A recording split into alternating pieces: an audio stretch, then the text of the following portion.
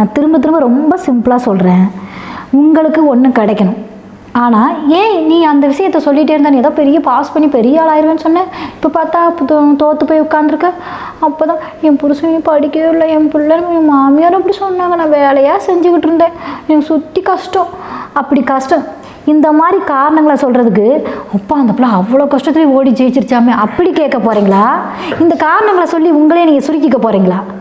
நம்ம எதிராளி ஒன்று நினைக்கிறான், நம்ம தோற்று போயிடணும் அழுகணும்னு.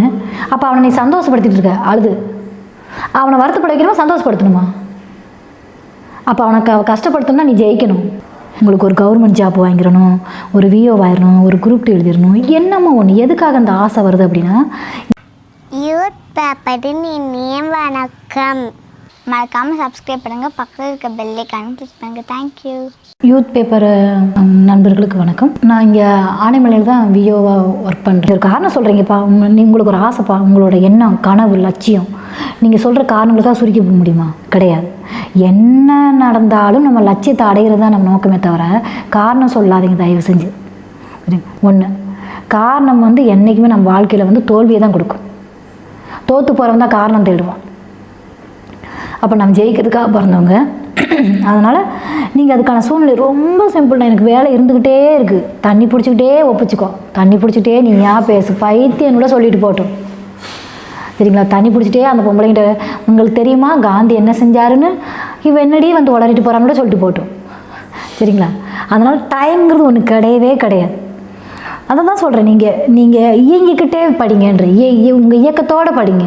1 மணி நேரம் படித்ததை 2 மணி நேரம் சொல்லுங்கன்றேன். நீங்கள் எனக்கு 1 மணி நேரம் தான் படிக்க கிடச்சது, மனப்பாடம் பண்ணேன்னு சொல்கிறத அந்த 4 மணி நேரம் சொல்லுங்கள். அந்த 1 மணி நேரம் மனப்பாடம் பண்ணுங்க. அப்போ அது 10 தடவைக்கு எழுதி பார்த்ததுக்கு சமம். உங்கள் வாய் உங்கள் மனசு எதையோ பேசுது, சும்மா தானே வேலை பார்க்குறேன்னு சொல்கிறீங்க, அந்த 4 மணி நேரம் சும்மா வாய் அசைச்சிட்ருங்க, படிப்பு சம்மந்தமாக வாய் அசைங்க. அப்புறம் உங்களுக்கு வயசாகிடுச்சு. என்றைக்குமே ஒரு மனிதன் வீட்டுக்கு வயசு ஒரு தடையே கிடையாது. அதனால் வயசை ஒரு காரணம் சொல்லாதீங்க. ஏன்னா நமக்கு வயசுனா அந்த டிஎன்பிஎஸ்சி ஒரு குறிப்பிட்ட வயசு சொல்லுது. அந்த வயசு முடிஞ்சால் தான் நீங்கள் வாழ்க்கையில் ஐயோ அவங்க சொன்ன வயசு எனக்கு மீறிடுச்சு சரி நான் நினச்சேன், அப்படி ஒன்று கிடையாது. அவங்க சொல்கிற 57 வரைக்கும் 58 வரைக்கும் அப்படின்னும் போது நீங்கள் அது வரைக்கும் முயற்சி பண்ணுங்களேன். ஒன்று. 2வது, எதுக்காக திரும்ப திரும்ப நீங்கள் என்ன நடந்தாலும் நீங்கள் இதை நோக்கி பயணிங்கன்னு நான் சொல்கிறேன்னா, நீங்கள் யாரையுமே சாரவே தேவையில்லை. வாழ்க்கை எந்த நிமிஷம் வேணாலும் மாறலாம், எந்த நிமிஷம் எப்படி வேணாலும். ஏன்னா அவங்க ஆண்களை பற்றி தெரியாது. ஆண்கள் எப்போ வேணாலும் எது வேணாலும், அப்போ அவங்கள தூக்கி போட்டு போய்கிட்டே இருக்கிறதுக்கு உங்களுக்கு உண்மையிலேயே உங்களுக்குன்னு உங்கள் சுயம் சார்ந்த உங்களுக்குன்னு ஒரு தன்னம்பிக்கை தரக்கூடிய ஒரு வேலை வேணும். நீங்கள் நிறைய பேர் இப்போ லேடிஸ் எப்படி நம்ம வெளியே லேடிஸ் ஒரு கோச்சிங் போய், இல்லை எப்படி இந்த எக்ஸாம் எழுதுறது, எப்படி எதிர்கொள்கிறது, நம்ம குழந்தை இருக்குது, நம்ம கணவனை தாண்டி நம்ம குடும்ப உறவுகள், இதெல்லாம் உங்கள் எல்லாத்துக்குள்ளேயுமே பெண்கள்னாலே ஒரு நிறைய பிரச்சனைகள் இருக்கும். நீங்கள் ஒரு இடத்த தாண்டி ஒரு இடத்துல போய் ஒரு கோச்சிங் போனால் தான் இந்த இதை படிக்க முடியுமா, இதை எப்படி இந்த புக்குகள்லாம் எப்படி, நிறைய தயக்கம் இருக்கும். ஆனால் உங்களுக்குள்ள ஒரு ஆசை இருக்கும். அதாவது உங்களுக்கு ஒரு கவர்மெண்ட் ஜாப் வாங்கிடணும், ஒரு விஓ ஆயிடணும், ஒரு குரூப் 2 எழுதிடணும், என்னமோ ஒன்று. எதுக்காக அந்த ஆசை வருது அப்படின்னா, என்றைக்குமே பெண்கள் நம்ம தனித்து சுயமாக சம்பாரிச்சோன்னா எப்படி, ஏன்னா நம்ம எப்போவுமே அப்பாவை சார்ந்து, அண்ணனை சார்ந்து, ஒரு கணவனை சார்ந்து, நம்ம சார்ந்து அந்த ஆணை சார்ந்தே நம்ம லைஃப்பை கொண்டு போயிட்டே இருக்கோம். அந்த சார்ந்துன்றதை நம்ம உடைக்கிறதுக்கு தான் அந்த வேலை. நம்மளை சார்ந்து தன்னை சார்ந்து வாழ்கிறதுக்கான ஒரு வாழ்க்கைக்காக தான் இந்த வேலைக்கு நீங்கள் தயக்கம் இல்லாமல் வாங்க. நிறைய பெண்கள் டைம் கிடைக்கல, அப்புறம் பொருளாதார வசதி இல்லை, சரியான சூழ்நிலை இல்லை, இது எப்படி வயசாயிடுச்சு, இந்த மாதிரி நிறைய காரணங்கள் சொல்கிறீங்க. சரி, காரணம் உங்களுக்கு ஒரு ஆசை, நீங்கள் காரணங்களை உருவாக்குறீங்க. சரி, இந்த காரணங்களுக்காக உங்கள் வாழ்க்கையை சுருக்கிக்க போகிறீங்களா? ரொம்ப ஈஸி, அமைதியான சூழ்நிலை கிடையாது. எனக்கு படிக்கிறதுக்கான சூழ்நிலையே இல்லை அப்படின்னா, மனசில் 1000 குரங்கை வச்சுட்டு நீ போய் குகையில் ஒரு மூலையில் ஒரு குகையில் போய் உட்கார்ந்தாலும் உன் மனக்குரங்கு ஆடிட்டே தான் இருக்கும். எவ்வளவு சத்தம், எப்படிப்பட்ட சத்தத்துலேயும் உன் மனம் அமைதியாக இருந்தால் நீ படித்து, அப்போ இது உன் மனசு சம்மந்தப்பட்டது சரிங்களா? அப்போ இங்கே இதை காரணமாக நீங்கள் சொல்லவே முடியாது. அப்போ அப்புறம் காரணங்களை நீங்கள் தேடாதீங்க. எனக்கு சப்போர்ட்டில் தேவையே இல்லை. ஒருத்தவங்களோட சப்போர்ட்டில் வாழ்றதுக்காக நீங்கள் பிறந்திருக்கீங்க. சுவாசிக்கிறீங்க, யாரோ ஒருத்தவங்க சுவாசிச்சா கொடுக்குறாங்க இல்லை, நீங்கள் சுவாச்சா தான் நீங்கள் உயிர் வாழ முடியும், நீங்கள் சாப்பிட்டா தான் நீங்கள் உயிர் வாழ முடியும், நீங்கள் நடந்தால் தான் அடுத்த ஸ்டெப்பு எடுக்க முடியும். ஒருத்தர் காலை தூக்கி தூக்கி அவங்கள வச்சுட்ருக்காங்க. அப்போ நீங்கள் என்ன வாழணுன்ற நீங்கள் தான் முடிவு பண்ணணும். இன்னொருத்தவங்கள நம்மளை கொண்டு போய் படிக்க வைக்க மாட்டாங்களா, பணம் கொடுக்க மாட்டாங்களா, நம்மளுக்கு அது செய்ய மாட்டாங்களா, இது செய்ய மாட்டாங்களா, இப்படி ஒரு அமைதியான சூழ்நிலை. எனக்கு வீட்டை ரொம்ப அமைதியாக வச்சுருமா, ஏமா கசன்னு பண்ணுறேன். உனக்கு என்ன தேவையோ அதை என்ன வந்தாலும் நான் செய்வேன்ட்டு போங்க. இடைஞ்சலே கொடுக்கட்டுமே. இங்கே 1000 தடை. தயவு செஞ்சு காரணம் சொல்லாதீங்க. எனக்கு எதுவுமே இதெல்லாம் ஒரு காரணமே கிடையாது. முன்னில் தாழ்ந்தவர் 1000 கோடி. நான் கண்ணு தெரியாதவன், கால் நடக்க முடியாதவன், எத்தனை பேர் என்னென்ன போராட்டத்தில் நீங்கள் அந்த மாதிரிலாம் பார்த்தீங்கன்னா நீங்கள் என்ன சொன்னாலும் என்னால் உங்கள் காரணங்களுக்கு வந்து சரி பண்ண முடியாது. என்னால் உங்களுக்கு வந்து நீங்கள் காரணம் சொல்கிறீங்க, சரி காரணம் சொல்கிறீங்கப்பா, காரணம் சொல்லிகிட்டே இருந்தால் அப்போ அந்த காரணம் சொல்லிட்டு இருக்கவும் தோற்று தான் நீங்கள் அங்கேயே தான் இருக்கணும். அப்போ நீங்கள் ஆசைப்படாதீங்க. நம்ம ஜெயிக்கணும்னா காரணங்களை முதல்ல தூக்கி போடுங்க. யாரையும் நீங்கள் ஒன்று எதிர்பார்க்கும் போது தான் நாங்கள் ஏமாற்றுறோம். ஏன் எதிர்பார்க்குறீங்க? எதிர்பார்க்கவே வேண்டாம். நான் திரும்ப ரொம்ப சிம்பிளாக சொல்கிறேன். உங்களுக்கு ஒன்று கிடைக்கணும். ஆனால் ஏன் நீ அந்த விஷயத்த சொல்லிகிட்டே இருந்தா, நீ ஏதோ பெரிய பாஸ் பண்ணி பெரிய ஆளாயிருவேன்னு சொன்னேன், இப்போ பார்த்தா தோற்று போய் உட்காந்துருக்க. அப்போ தான் என் புருஷனையும் படிக்கவே இல்லை, என் பிள்ளை என் மாமியார் அப்படி சொன்னாங்க, நான் வேலையாக செஞ்சுக்கிட்டு இருந்தேன், எனக்கு சுற்றி கஷ்டம், அப்படி கஷ்டம். இந்த மாதிரி காரணங்களை சொல்கிறதுக்கு அப்பா அந்த பிள்ளை அவ்வளோ கஷ்டத்துலேயும் ஓடி ஜெயிச்சிருச்சாமே அப்படி கேட்க போகிறீங்களா? இந்த காரணங்களை சொல்லி உங்களே நீங்கள் சுருக்கிக்க போகிறீங்களா? நம்ம எதிராளி ஒன்று நினைக்கிறான், நம்ம தோற்று போயிடணும் அழுகணும்னு.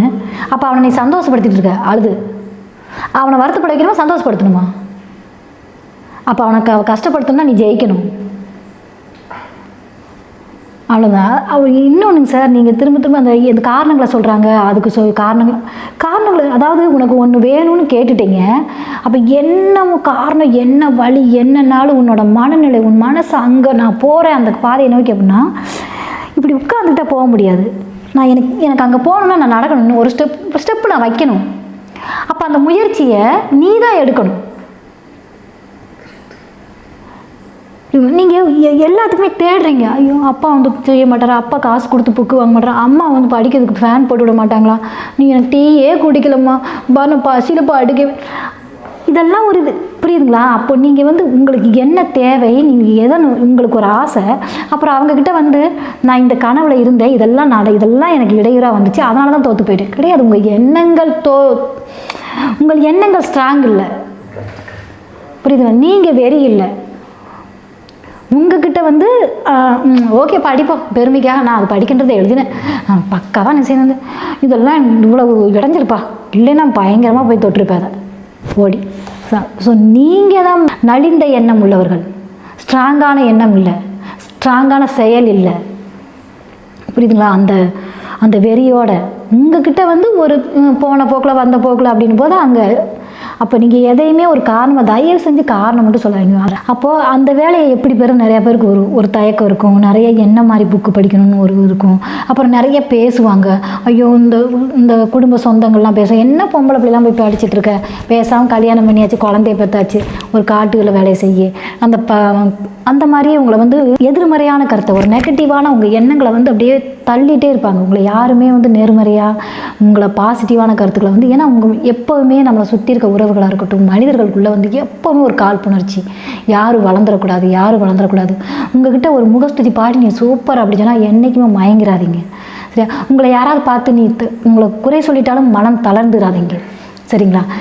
உங்களை வந்து சுற்றி நீ படிக்கிறத பற்றியோ இல்லை என்ன சொன்னாலுமே உன் சம்மந்தப்பட்ட எந்த கருத்தை பதிய வச்சாலும் கண்டுக்காதீங்க. உங்களோட நோக்கம் என்ன? இப்போ உங்கள் சாதாரணமாக நீங்கள் எல்லோரும் படிக்கணும்னு ஆசைப்பட்றீங்கப்பா, ரொம்ப சிம்பிள். உங்களுக்கு ஒரு கவர்மெண்ட் வேலைக்கு போகணும், உன் கணவர் ஒன்று இழிவாக பேசுகிறாரு, அந்த பிள்ளைலாம் அந்த வேலைக்கு போயிடுச்சு, அந்த பிள்ளையை நான் கட்டியிருக்கலாம், நல்லா சம்பாரிச்சு கொடுக்கும், மாமியார் இருந்தால் கவர்மெண்ட் வேலை மருமகளை கட்டியிருந்தா நீங்கள் நல்லா இருந்து இவ்வளோ போய் கட்டிட்டு வந்துட்டான் அப்படிலாம் பேசுவான். அப்போ உங்களுக்குள்ளே நம்மளை இவ்வளோ இழிவாக பேசுகிறாங்க. ரொம்ப சிம்பிள்ப்பா. பேசுகிறவங்க பேசிக்கிட்டே இருக்கட்டும், இதுக்கு போய் கோச்சிங்காக தேவையே இல்லை. ரொம்ப தமிழ் மீடியம் தான் நீங்கள் படிச்சிருப்பீங்க, 10th போதும் பசாதா. விஏ உங்களுக்கு ரொம்ப அழகான வேலை. நீங்கள் வந்து பெரிய கலெக்டருக்கு டிகிரி முடிச்சு இல்லை டாக்டர், விஏங்கிறது மாதிரி ஒரு அழகான நீங்கள் அந்த வில்லேஜில் ஒரு மாவட்ட ஆட்சியருக்கு சமம், சரிங்களா? உங்களோட மொத்த நிர்வாகம் உங்கள் கையில் தான். அந்த வில்லேஜை எப்படி நிர்வாகம்னு உங்கள் கையில், உங்கள் கண்ட்ரோலில். அதனால் உங்களை தாண்டி அங்கே ஒன்றுமே கிடையாது. அவ்வளோ ஆளுமை நிறைந்த நிர்வாகத்திறமை உள்ள ஒரு பதவிக்கு அதுன்னு கிடையாதுப்பா. நீங்கள் குரூப் 4 எழுதுங்க, பஞ்சாயத்துக்குள்ளே போங்க, டைப்பிஸ்ட்டாக போங்க, ஏதோ ஒன்று உங்கள் வாழ்வாதாரத்துக்கானது, உங்களை யாரையும் சார்ந்து வாழாமல் இருக்கிறதுக்கு அது கண்டிப்பாக நமக்கு வேணும். அப்போது நீங்கள் முதல்ல வேலைக்கு போகணும். உங்களை பேசிட்டாங்கன்னு இல்லை, நமக்குள்ளேயே அந்த இது இருக்கணும். ஒருத்தவங்க பேசுனதுனால தான் நம்ம போகணும்னு கிடையாது. சரியா? நம்மளை யார் சார்ந்து வாழாமல் இருக்கிறது நமக்கு ஒன்று வேணும். எப்போ வேணாலும் வாழ்க்கை எப்படி வேணாலும் மாறலாம். அன்றைக்கி நம்ம நிலை பிறந்து அந்த தடுமாறி நிற்கக்கூடாது. ஐயோ கணவர் இல்லை, ஐயோ இவங்க விட்டுட்டு போயிட்டாங்க, அந்த நிலைக்கு. அப்போ நீங்கள் ஒரு மனசுக்குள்ளே ஒன்று நினச்சிட்டிங்க, அப்போ போகணும். உங்களை வந்து நெகட்டிவாக சொல்கிறாங்க, இல்லை உங்களை இழிவுபடுத்துகிறாங்க, ஏதோ நீங்கள் ரொம்ப சிம்பிளாக உங்களுக்கு ஒரு புள்ளி சொல்கிறேன். விஓக்குள்ளே போகணும். எப்படி போகிறது? உங்கள் சுற்றி பேசிகிட்டே இருக்கட்டும். நீங்கள் கோயிலில் என் கை குழந்தை இருக்குது, இல்லை கோச்சிங் போகணுமே, பணம் கட்ட முடியாது, நானே வேலைக்கு போகல, எங்கள் புருஷன் கொடுக்குற காசில் தான் ஒரு கஞ்சி காய்ச்சி குடிச்சிட்ருக்கேன். வேண்டாம், சாதாரண புக்குப்பா, முடிஞ்சால் வாங்குங்க. என்ன சேலை எடுக்கிறீங்க, ட்ரெஸ் எடுக்கிறீங்க, சரியா? உங்கள் கணவர்கிட்ட 100 200 எக்ஸ்ட்ரா வாங்கி அதுக்கு புக்கு வாங்குங்க. இல்லையா ஒன்றுமே வேண்டாம். நீங்கள் அங்கே பக்கத்தில் படிக்கிற பிள்ளைங்கிட்ட ஒரு 6வது படிக்கிற அக்கா எனக்கு ஒரு நாளைக்கு படிச்சு தட்டுமா? 6வது 7வது 10th வரைக்கும் கண்டிப்பாக ஒரு ஊருக்குள்ளே இல்லாமல் ஒரு பிள்ளைங்க இருக்கவே இருக்காது. புக்கை வாங்க படி. அப்புறம் அந்த பிள்ளைங்களுக்கே சும்மா இருக்கணும் டியூஷன் எடுத்தால் இன்னும் மனப்பாடம் ஆகும் உனக்கு. சும்மாவே ஒன்றும் தப்பில்லை சும்மா உட்காருக்கிறது. இது வந்து உன்னை இன்னும் அந்த படிப்பு சம்மந்தப்பட்டதுக்கு வந்து நீ மனப்பாடம் பண்ண வேண்டாம். டெய்லி அதை பற்றி பேசிகிட்டே இருக்க அந்த பிள்ளைங்கிட்டாங்க. அப்போ உங்களுக்கு ஈஸியாக மனப்பாடம் ஆயிடும். படிக்கிறதுக்கு அப்போ கோச்சிங் போக தேவையில்லையா? வீட்டுக்குள்ளேயே இருக்கீங்களா? அப்போ வீட்டுக்கு வீடாச்சு, டியூஷன் எடுப்பீங்களோ இல்லை புக்கை வாங்கி படிப்பீங்களோ, இவ்வளோ தான். சரி, என்ன மாதிரி தான் படிக்கிறது? அப்படி ஒன்றும் பெரிய படிப்பா கிடையவே கிடையாது. 10th குவாலிஃபிகேஷன் 10th வரையும் தான் புக்கு. தமிழ் மீடியம் நம்ம பக்கத்துலேயே கிடைக்குது. ரொம்ப சிம்பிள். அவன் தமிழில் 100 மார்க்குன்னு சொல்லிட்டாங்கப்பா. சரியா? எனக்கு தெரியும் தமிழில் 100 மார்க்குன்ட்டு. இன்னொன்றில் வந்து மற்ற எல்லாம் சேர்ந்த புக்கு, சயின்ஸு, இது அப்புறம் வந்து சமூக அறிவியல் மொத்தமாக, அப்புறம் அரசியலமைப்பு சம்மந்தப்பட்டது, நடப்பு நிகழ்வு, இதெல்லாம் சேர்ந்தது தான் உங்களோட இன்னொரு 100 மார்க்குன்ட்டாங்க. அப்போ நம்ம எதை கவனம் செலுத்தணும்? 100 மார்க்கு தமிழ் நம்ம ஏற்கனவே பேசி பழகிற ஒரு மொழி. நம்ம தமிழ் தாய்மொழி, அதை விட நமக்கு எது சிறந்தது? அதில் கவனம் செலுத்துங்க.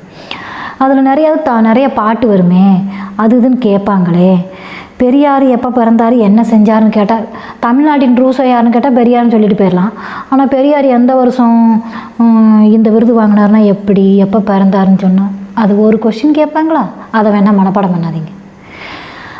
அவரோட கதையை புரிஞ்சுக்கோங்க. அவர் என்ன சொல்ல வந்தார், எங்கே சொன்னார்னு புரிஞ்சுக்கோங்க. சரிங்களா? அதுக்கு பெரியார்னு எந்த மாநாட்டில் பட்டம் கொடுத்தாங்க, யார் கொடுத்தாங்கன்னு புரிஞ்சுக்கோங்க. அந்த மனப்பாடம் பண்ணாதீங்க. உங்கள் கருத்து எதுக்காக நான் கருத்தை சொல்கிறேன்னா, நீங்கள் அந்த கதையோடு ஒன்றி இந்த கருத்து இப்படி நடந்துச்சு அப்படின்னா தான் உங்களால் அவன் எப்படி சுற்றி விட்டு கேட்டாலும் நீங்கள் பதில் சொல்ல முடியும். ஏன்னா கொஸ்டின் சுற்றி விட்டு தான் கேட்பாங்க. 1. 2வது, 4 ஆப்ஷன் இருக்கும்போதேவும் இந்த கதைக்கு இது ஒத்தே வராது, கழிச்சா மட்டும்தான் உங்களால் எது சிறந்ததுன்னு 2க்குள்ளே செலக்ட் பண்ண முடியும். அப்படி ஒன்று செலக்ட் பண்ணுங்க. ரொம்ப ரொம்ப சிம்பிள். தமிழ் இந்த மாதிரி தமிழுக்கு ரொம்ப கவனம் கொடுத்துட்றீங்க. 100 மார்க்கு 98வது எடுத்துடுறீங்க. ஓகே, முடிஞ்சு போச்சு. 90 95 எடுத்தாலே நீங்கள் பாஸ். பிறகு இதில் நடப்பு நிகழ்வு டிஎன்பிஎஸ்சி போர்ட்டல் போங்க, அதில் வர்றது தான் கேட்பான். அதை தாண்டி அங்கே ஒன்றுமே கிடையாது. சரிங்களா? டிஎன்பிஎஸ்சி போர்ட்டலில் டவுன்லோட் பண்ணுவீங்களா? இப்போ செல்லு இல்லாத கையே கிடையாது. ரொம்ப அழகாக நீங்களே போய் நெட்டில் போய் எடுத்துக்கலாம். அது ஒன்று முடிச்சுதா? 2வது அரசியலமைப்பு. கண்டிப்பாக அரசியலமைப்பில் 15 மார்க் கேட்குறாங்க, 20 மார்க் கேட்குறாங்க. தரவாக வச்சுக்கோங்க. அந்த அரசியலமைப்பு தயவு செஞ்சு மனப்பாடம் பண்ணாதீங்க. உங்கள் வாழ்க்கையில் உங்கள் அரசியலை உங்களை சுற்றி நடக்கிற அரசியலோடு ஒப்பிட்டு பாருங்கள். சரிங்களா? ஆளுநருக்கு ஆளுநர் எப்படி நிர்ணயிக்கப்படுறாரு, அவர் என்ன சொல்கிறாரு, அந்த முதலமைச்சரோட அதிகாரம் நீங்கள் உங்கள் அரசியல் உங்களை சுற்றி நடக்குது, அதோடு ஒப்பிட்டு பாருங்கள். உச்சநீதிமன்ற தலைவர் யாரால் நிர்ணயிக்கப்படுறோ அது எப்படி அந்த ஒவ்வொரு விஷயத்தையும் நீங்கள் உங்களை சுற்றி நடக்கிற அரசியலோடு ஒப்பிட்டு பார்த்தா மட்டும் அது ஈஸியாக போயிடும். அதை படிக்கும்போதே அந்த கதையோட உணர்வோடு படிங்க. அது முடிச்சுதான். அப்புறம் மேக்ஸ் வந்து நீங்கள் அங்கே போட்டு பார்த்தீங்கன்னா தோற்று போயிடுவீங்க. குறுக்கு வழி கண்டுபிடிங்க. கணியன் புக்கு வாங்கிக்கோங்க. நிஜமாவே என்ன பொறுத்த முடியும் கணியன் புக்கு சூப்பர். நீங்கள் ஆர்எஸ் அகர்வால் இங்கிலீஷில் இருக்கும், அதனால் தயக்கம் இருக்கும். அதனால் கணியன் புக்கு அதில் தான் இருக்க தான் கேட்பாங்க. ரொம்ப இந்த சதவீதம் பர்சன்டேஜ் அதெல்லாம் தூக்கி போடுங்க. அதெல்லாம் மனக்கணக்கு. ஒன்றுமே இல்லை. 100க்கு 5 ரூபா அப்படின்னா உங்களுக்கு தெரியாதா? 100 ரூபா வாங்கினா 5 ரூபா கொடுக்கணும். 1000 ரூபாய்க்கு 50 ரூபா, 10,000க்கு 500 ரூபா. இப்படியே போட்டு மனக்கணக்கு போட்டு போங்களேன். இதையும் ரொம்ப போட்டு உழப்பிட்டுருக்கீங்க. கூட்டு வட்டியா? இந்த தடவை இதுவும் அப்படி தான். இந்த தடவை 50 ரூபா ஆகுறது, அந்த 55 மாறும். இந்த 5ஓட சேர்த்துக்கிருவீங்க, அவ்வளோதான். இது ஒவ்வொரு விஷயத்தையும் நீங்கள் மனக்கணக்கை எப்படி குறுக்கு வழியில் பார்க்குறதுன்னு ஒருக்கு 2 தடவை அந்த கணக்கை வாட்சி பார்த்தீங்கன்னா, இதை வந்து என்னால் விளக்கமாக சொல்ல முடியாது, ஏன்னா நான் கணக்கு பாடம் எடுக்கலை. ஆனால் எனக்கு எல்லாத்துக்குமே குறுக்கு வழி தெரியும். நீங்களே இது வந்து நான் யாரும் சொல்லி கொடுத்து பார்க்கல, நானே ஒரு மேக்ஸை திரும்ப என்ன சொல்ல வர்றான் அப்படின்னு அதை படிக்க ஓ இதை தான் சொல்ல வர்றான் நான் கதையில் அப்படின்னு. அதனால தான் அந்த மேக்ஸில் எப்போவுமே 20 மார்க் 15 மார்க் அப்படியே எடுத்துருங்க. அப்போ மேக்ஸு, அரசியலமைப்பு, நடப்பு நிகழ்வு, ஹிஸ்ட்ரி படிச்சுக்கோங்க. எனக்கு ஹிஸ்ட்ரி நீங்கள் கண்டிப்பாக சுதந்திர காந்தி காலத்துலேருந்து சுதந்திரம் வாங்கின வரைக்கும் கண்டிப்பாக கேட்பாங்க. அந்த காலகட்டங்களில் கண்டிப்பாக தெரிஞ்சு வச்சுக்கோங்க. பெருசாக வருஷம் கேட்க மாட்டாங்க, கதையை தான் கேட்பாங்க. யார் என்ன செஞ்சாங்க, என்ன பண்ணாங்க, இந்த போராட்டம் யார் பண்ணால், அதை யார் கலந்துக்கிட்டா, இதை தான் கேட்பாங்க. அந்த கதையை புரிஞ்சுக்கோங்க. இதை சுதந்திர போராட்டத்தை தெரிஞ்சுக்காமல் வேறு என்ன படிக்க போகிறீங்க, அது தெரிஞ்சு வச்சுக்கோங்க. இவ்வளோ தான், முடிஞ்சதா? ரொம்ப சிம்பிள். மனப்பாடன்ற ஒரு இதுக்குள்ளே போனீங்கன்னா நீங்கள் ஜெயிக்கவே மாட்டீங்க. இங்கே மனப்பாடத்துக்கு வேலையே இல்லை, வெறும் கருத்தை உள்வாங்கி நீங்கள் கருத்தை உள்வாங்கினா மட்டும்தான் உங்களால் ஜெயிக்க முடியும். கதை தான் அது. நீங்கள் ஒரு கதை எவ்வளோ இன்ட்ரெஸ்ட்டாக படிக்கிறீங்க, ஒரு பஞ்சதந்திர கதை இதெல்லாம் படிக்கும்போது எவ்வளோ சந்தோஷமாக படிக்கிறீங்க. அப்பாட கதை, அந்த மாதிரி கதையாக பாருங்கள். அது கதை, அது நடந்து முடிச்சிருச்சு கதை, அப்படி பாருங்கள். அப்போ தான் நீங்கள் இதில் ஜெயிக்க முடியும். அப்புறம் நீங்களே வீட்டில் சமைக்கும் போது சும்மா நார்மலாக உங்கள் உறவுகள், உங்கள் அம்மா இருந்தாங்கன்னா, அம்மா நான் சொல்லட்டுமா, உங்கள் அம்மாவுக்கு புரியாது, ஆனால் நீங்கள் உங்கள் அம்மாக்கிட்ட சொல்லிகிட்டு இருங்க. உங்கள் மேக்ஸ் நீங்களேமா அந்த கதையை, இந்த மேக்ஸை பார்த்தியா இப்படி சொன்னால் நான் இப்படி, உங்கள் சந்தோஷமாக படிங்க. அதை வந்து ஒரு பாரமாக நினைக்காதீங்க, அதை வந்து என்ஜாய் பண்ணுங்கள். அது அவ்வளோ அழகானது. ஏன்டா இந்த சொல்லி கொடுத்தாங்க. நீங்கள் வந்து இந்த பாடங்கள் எல்லாமே நம்ம வாழ்வியலில் நம்ம கூட சாகிற வரைக்கும் கலந்துக்கிட்டே இருக்கும். நீங்கள் பார்த்துருக்கீங்களா? தமிழ் கலாச்சாரமாக இருக்கட்டும், உங்களோட மேக்ஸாக இருக்கட்டும், உங்களோட சயின்ஸாக இருக்கட்டும், உங்களோட சமூக அறிவியல் வரலாறாக இருக்கட்டும், இது எல்லாமே உங்கள் வாழ்வியலோட கலந்தது. நீங்கள் ஏன் அதை ஒரு படிப்பு மாதிரி பார்க்குறீங்க? அதாவது உயிர் வாழணும், உயிர் வாழ்ந்தே ஆகும், அதாவது உயிர் போகிற சூழ்நிலை, ஆனால் அவன் வாழணும்னு நினச்சிட்டானா அவன் வாழ்ந்துருவான், தப்பிச்சு ஓடி வரணும்னா. அப்போ இங்கே எண்ணம் மட்டுமே இங்கே வேலை செய்த தவிர உன் எண்ணம் தான் நீ உங்கள் எண்ணத்தை தான் நீங்கள் ஸ்ட்ராங்காக வச்சுக்கணும். புரியுதுங்களா? ஐயோ புலி என்னை துரத்தி வருதுன்னு இன்றைக்கி செத்தேன்றதை விட இன்றைக்கி நம்ம ஓடி பொழைச்சிடணும். இன்றைக்கி நான் அந்த அப்பா நான் புலிகிட்டு தப்பிச்சு வந்தேன் அப்பா அந்தளவுக்கு அப்படி ஓடணுமே தவிர, அப்போ இங்கே எண்ணம் மட்டுமே உங்களை செயல்படுத்துறதே தவிர, ஐயோ நீ புலி வந்துருச்சுன்னு கடிச்சு செத்த அப்படி. புரியுதுங்களா? இங்கே எண்ணம் மட்டும்தான், உங்களோட எண்ணங்கள் தான் உங்களை வெறியோட இயக்கணும்.